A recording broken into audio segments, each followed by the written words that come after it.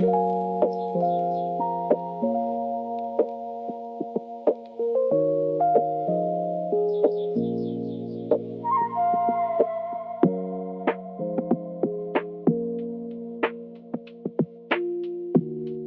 check it out. Just so you know, I'm not actually this tall. I'm actually standing one step above this guy right here. But we kind of evened out, so that's cool. All right, so anyways, look, this is a guy who I've actually seen around for a long time. Actually, I met him first. Actually, we were down by City Hall. There was some kind of event that Theo was having about opening the voter database to the public.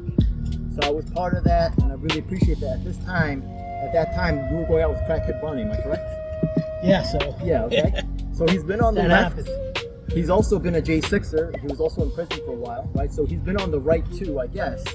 This guy has a very interesting kind of like ties between the left and the right together. So I'm very honored to have him on. He's just been a long time political. When was that? Like maybe 4 or 5 years ago. That was during COVID at least. So Yeah. he's been around for a long time. Pre-COVID, into COVID, until January 6th, pretty much. Okay. So the thing, I'm going to start you off with something called the online activist interview. That's how I get to know people. So the first question is going to be, what got you started with this whole activism or political stuff? What's the first thing that kind of got you on? Well, I got hurt on the job, and I was a plumbing apprentice, and my goal was to get my New York City plumbing license.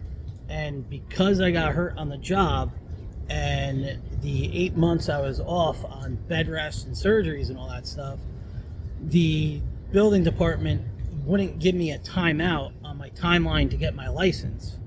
And they didn't protect hurt workers, people that got hurt on the job, and I would have to start my whole entire apprenticeship all over, basically, all 7 years in order to get my license, because the bureaucracy is such trash in the city, and my whole life was dedicated to getting my plumbing license that I was just like, I got so mad.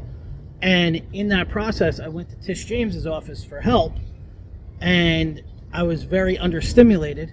And at the time, my brother was friends with not the shoe designer, but a Chinese fundraiser called Jimmy Choo.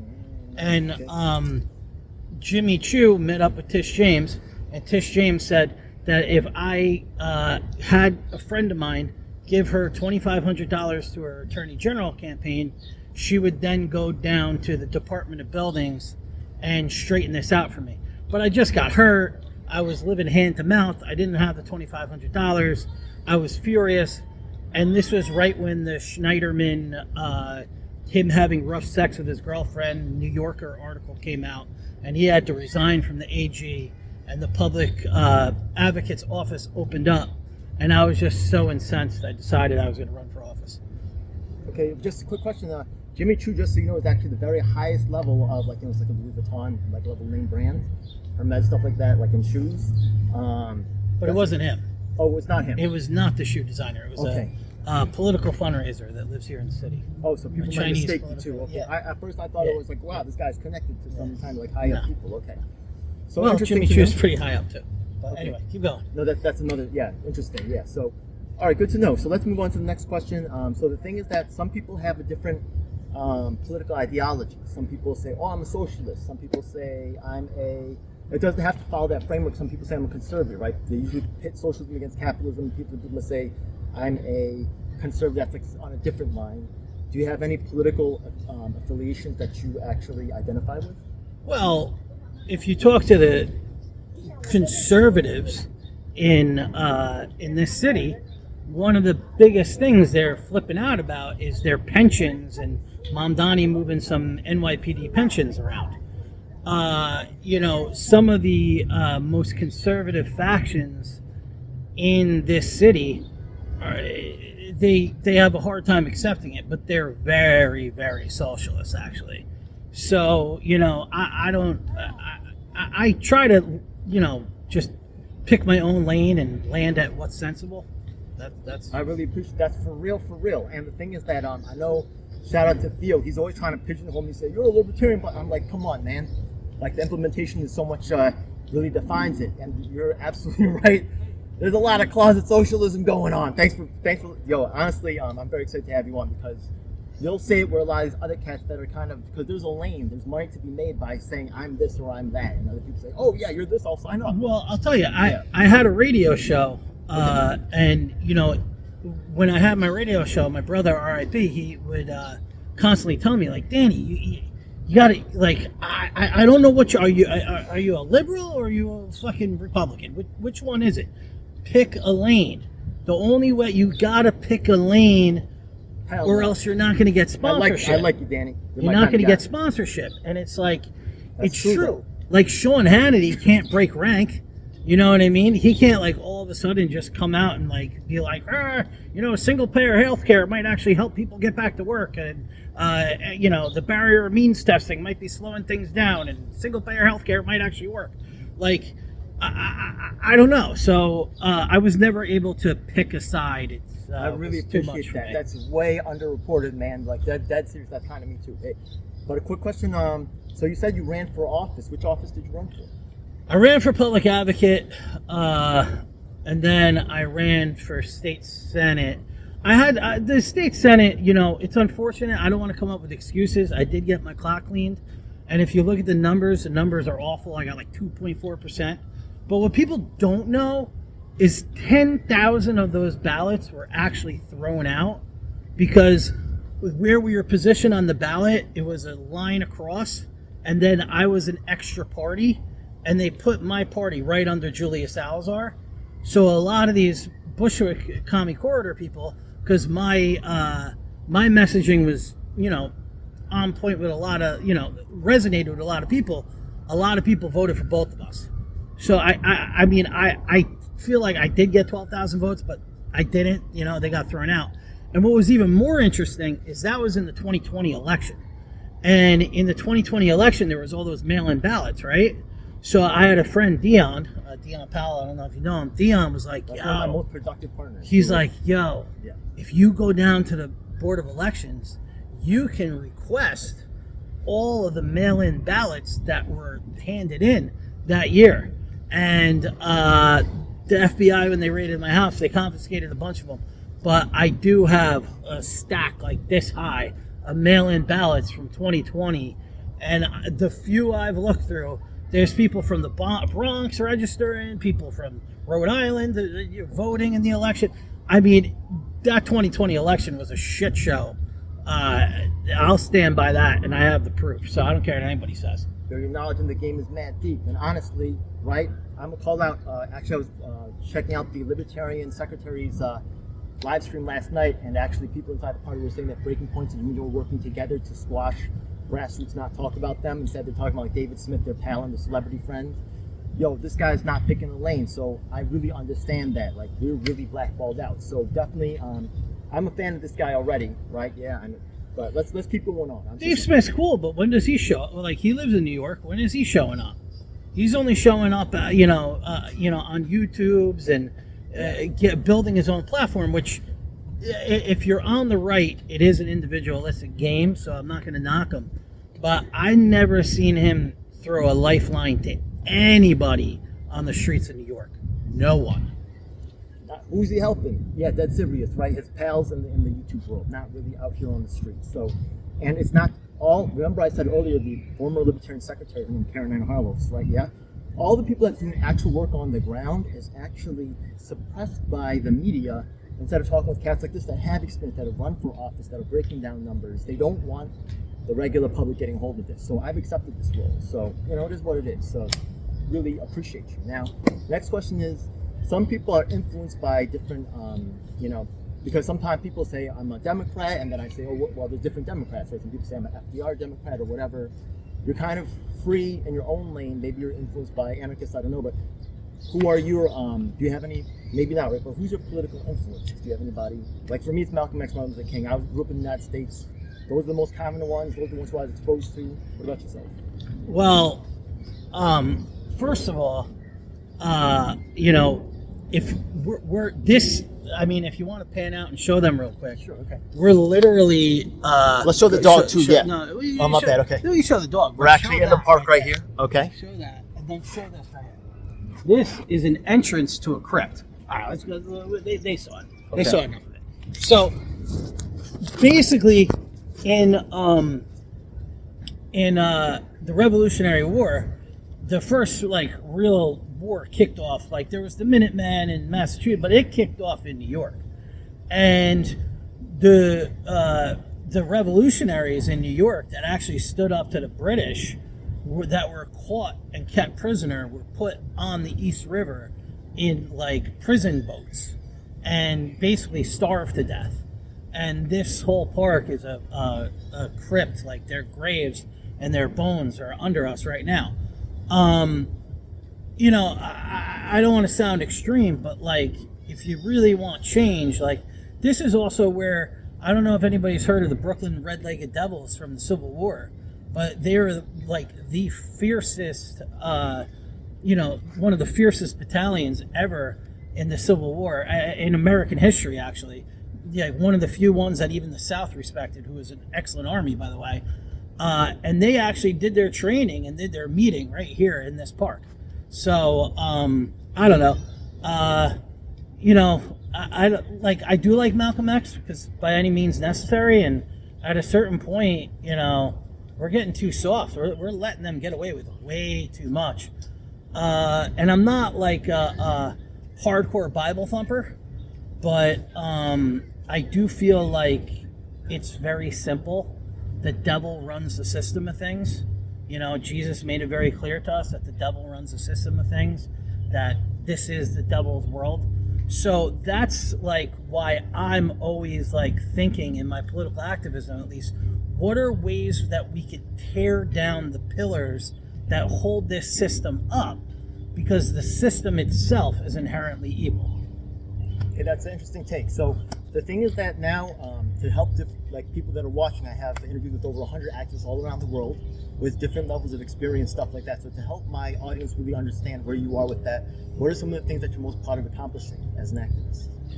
Well, things, yeah. You know, I think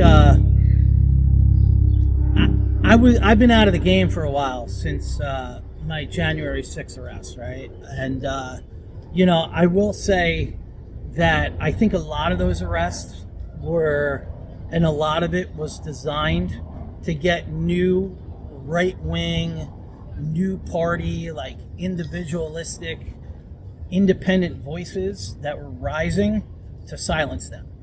And I mean, I was not nearly as big as Brendan Straka was. But if you look at Brendan Straka, and if you look at the tapes and what Brendan Straka did, Brendan Straka, like I did more, I just went in the building and went out, all right? Brendan Straka didn't even do that much. And he got charged with a felony because he was a rising star. He had the walkaway movement. He was making waves. And then you look at somebody like Nick Fuentes. Nick Fuentes has a bullhorn screaming at everyone, we got to take the Capitol, you know, everyone, like, screw the police, do this, you know, and he walks away scot-free. So it's like, you know, and then, you know, he mentioned, like, I was going out with an Antifa girl at that point in my life.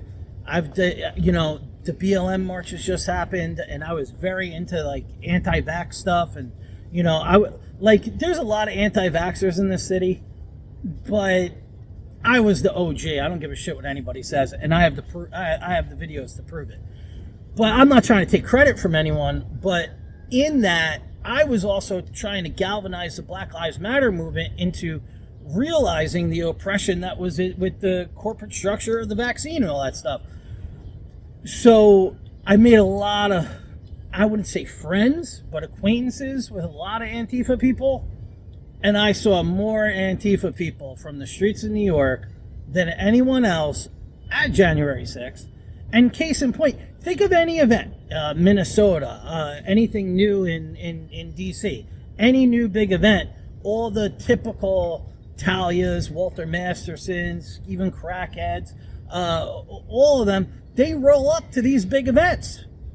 Antifa was flooded the whole January 6th situation. And, you know, that just proves that whole situation was not, it was purely political. I got two things I want to kick in, by the way, and whether that observation on Nick Fuentes versus Brendan Straka was amazing, by the way.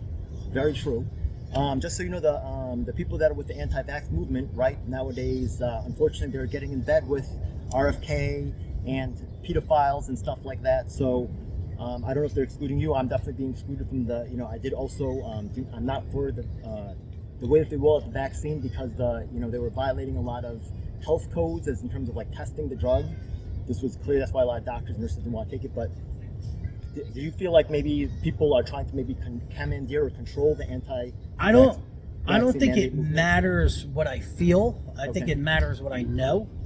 And I know from reading surveillance reports that were given to me in my discovery for my J6 arrest that every single, like after the anti-vax movement got co-opted, every single one of those events I was at, the FBI conveniently had a surveillance report for every single one of those events. So we could speculate all we want, but that tidbit of information is irrefutable that the FBI definitely had a presence and was definitely embedded in the anti-vax movement that came. Literally, the anti-vax movement in the city really started to shift gears probably at the Pfizer protest right after January 6th that RFK ended up canceling. Because money was inserted to install certain people at the top. That's serious. Like, watch for what's going on. Look at who's funded. Look at all of a sudden, right, when there's a march and all of a sudden there's money coming in, you can see people are inserted. So make your own conclusions. But I also am experiencing some very odd, weird stuff, dangerous stuff going on in the, and I'm not supporting the anti-vax mandates either. Okay, just wanted to put that out there. And also, I'd like to say something about the DSA too. Like, everyone says that the DSA is so anti-billionaire, which we all know that's bullcrap, right? But like, this publication, Roca News came out and they, did something on me on January 6th, which I'm tired of, exhausted by the way, because it was so stupid. And when they did, these guys get like 700 to 1.3 million views per video. And when they put my video out, the first like few hours, 70,000 views in like an hour, and all of a sudden, actually I saw the views start to go down. So I'm completely shadow banned, which is like whatever, I guess I made my mistake, like whatever. So maybe I deserve to be silenced for the rest of my life, and that's fine.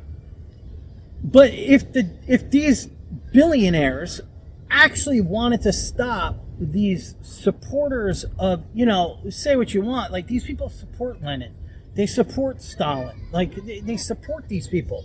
If we supported anybody that was engaged in mass murder, right, we would be silenced too. The DSA is clearly backed by big tech. And I'll tell you another case in point why the DSA is backed by big tech. They say they want to tax billionaires. And maybe they want to tax individual billionaires. But when you tax an individual billionaire, then you become dependent on their success, right? So why don't you just tax the industry? New York City right now still, although like with SpaceX, like finally like the satellite game is starting to go. But New York City was one of the biggest data hubs in the world. There was more data. That's why Netflix and Twitter and Google and all these complexes are being built on the west side of Manhattan because of all the fiber optic cables. They're so hell-bent on taxing us on the congestion pricing and this and that. Nobody's ever taxed the internet. Like what's going on here? Wait, aren't they already kind of doing that because you got to pay all kinds of taxes on your phone bill and whatever internet, telephone? I'm always see like we have to. We have to. How come they don't have to pay on the amount of usage? Oh yeah, they the tech companies. Right? Yeah, exactly. No, they can just come here carte blanche. Yeah. They built Hudson Yards here. Facebook's taking over Penn Station. It's crazy. And what is Donnie doing to stop those billionaires? What is Donnie doing to hold those? He's going after what's his name? The finance guy. Bill Ackman. I don't know. Not Bill Ackman. The guy. It starts with a C. His company. Come on. Whatever. You guys know the guy with the pied-à-terre tax that he called out. Oh yeah. He's going after him, but why isn't he going after big tech at all? And then you got Jennifer Gutierrez. Big booty Latina. Shout out to Alex Stein, but Jennifer Gutierrez comes in and is running on a progressive platform this is where, like, I don't even blame them. I don't even blame them for voting for Claire Valdez, because the Democrat guard that's in there, people like Jennifer Gutierrez, they went ahead. I kind of liked Eric Adams, but they went ahead and they helped Eric Adams and backed Eric Adams in giving tax breaks to biotech companies. So biotech companies are now allowed to come into New York City, carte blanche, set up, and they need people. Like, if they didn't need people, they wouldn't be coming to New York to paying all this rent. So they need this market anyway. So they're coming here hell or high water anyway. And the first thing Eric Adams and Jennifer Gutierrez do is they get together, and Jennifer Gutierrez, I guess that was like her, her gang initiation or whatever. She was the one who had the back pushing tax breaks for these huge corporations in biotech. What about us? There's a lot of stuff going on behind the scenes that there's a reason why this press voices like ours. So really appreciate your insight on that. Now, the next question is,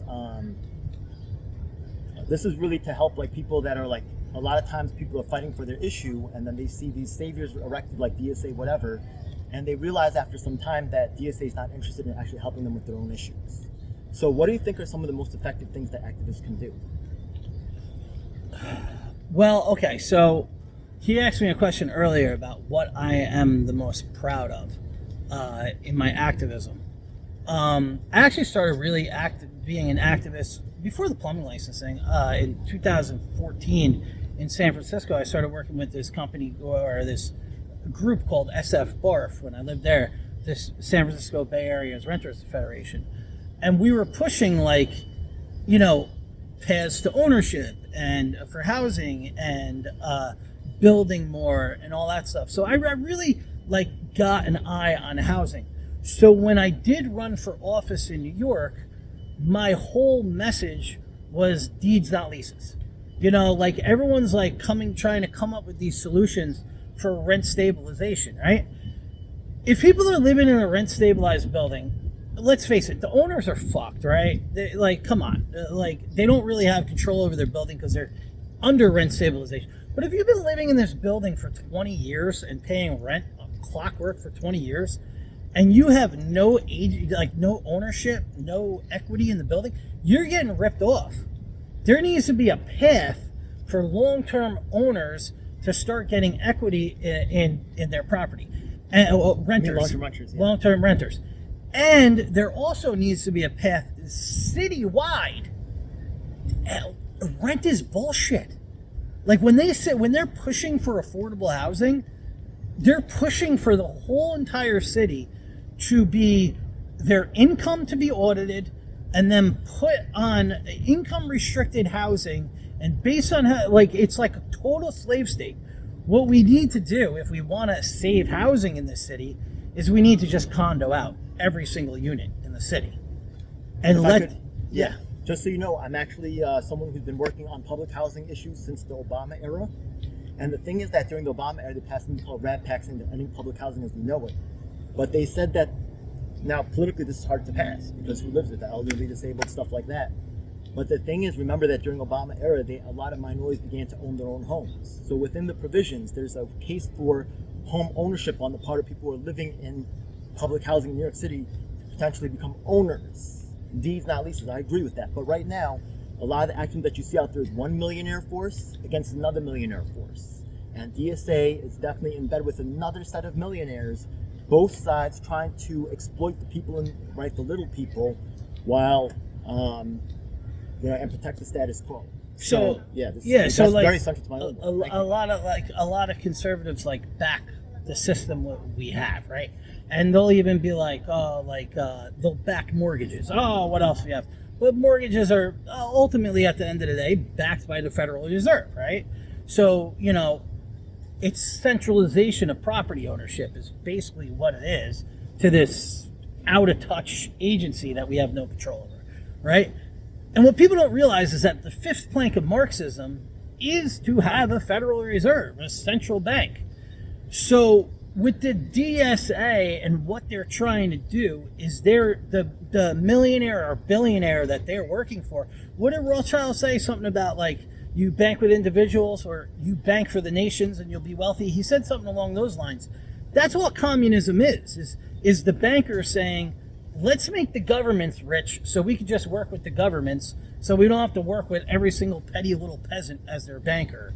And what the DSA and what the leftist push is all about, their dream is to have the whole entire city own every single piece of property in the whole entire city, and the rent go to the city so they could pay for their universal daycare or all the nonsense that they want. And, you know, actually, if you tell like a young 19-year-old bleeding heart this, sounds great. I mean, and if you look at what the landlords do to us in this city, like, what are they, how are, like, the landlord class literally, for this, if you want to look at one, in my opinion, the biggest problem with this economy is, I lived in Williamsburg for a long time. There's a lot of wealth, a lot of money, a lot of creativity, and a lot of hardworking people.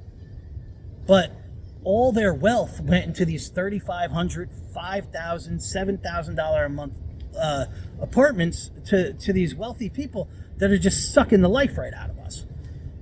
So back to what I'm most proud of is I did get to debate Curtis Lewa, and my whole debate with Curtis Lewa was like, NYCHA, why are we paying rent for NYCHA? People in NYCHA, they can't get ahead in life. Say you get a job in like the Ironworkers Union and you make like $240,000 a year. Well, you got to pay a third of your income to rent and then taxes there. So when you're there, they take your, like, if you want to go to night school and become a nurse or something, they're going to take a third of your income. They suck the life right out of you in those complexes, and you have no agency in them. And we're paying rent to a slush fund to nobody. And it's just pure corruption. We should condo it out. The largest bust in federal DOJ history happened at NYCHA. You're absolutely right, yeah. Give people the apartment. If you want to help them out of poverty, make them homeowners. Oh, what are we going to do with the maintenance? We're already covering the maintenance. We can, if you're broke enough, we'll help you out with your maintenance. It's that simple. Yeah. So, in the mayoral debate, Curtis Lewa actually brought it up, like the point that I was pushing. And then Jack Citarelli in the New Jersey debate actually started bringing it up. And I was like, you know what? Like, that was my goal. Like, was to actually, like, talk about, like, change how we look at housing and look at housing from a true freedom perspective. And some of the bigwigs started actually talking about it. So I can hang my hat on that a little bit, I guess.